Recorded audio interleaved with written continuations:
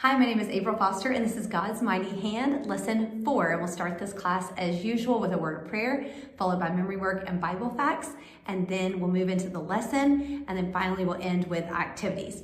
All right, so the interesting thing about this lesson, or the different thing about this one, is that we will be covering the 10 plagues, but it'll be over a 3-week period. So this is the first of the 3 weeks. So some of the materials used in this lesson will stay and continue to be used for this week and the following 2 weeks.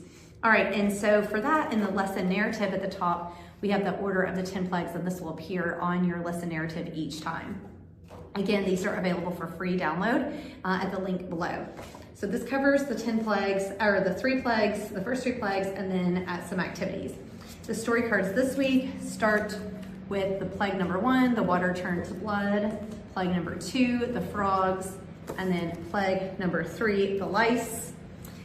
And then you also have this visual, if you want to use it, that has all 10 plagues on it to show them in order. The first activity that you'll do is, and if you're working with levels 1 and 2, I would say just use the 3 plagues that we've covered today, which are these 3 cards here. So it's that same sheet, just without the numbers on it, and you'll give it to the kids and let them put them in order. You can print these, one for each kid or like for a group of them.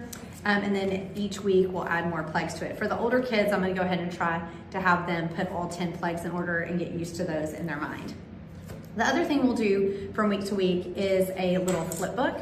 So this is on a sheet of 8.5 by 11 paper that you can print. You can let the kids cut it out, or you can cut it out. I'm gonna cut it out ahead of time to save time.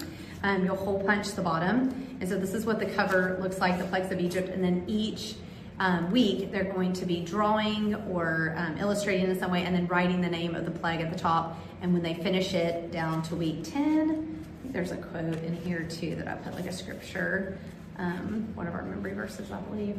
This in here that ends up, yes, Exodus 13:3. That ends the book. So you'll have plagues 1 through 10. This will be at the very back, and they can take this home with them. The other thing that we have is a coloring sheet, and there's 2 different options for this coloring sheet. There is with numbers and without numbers.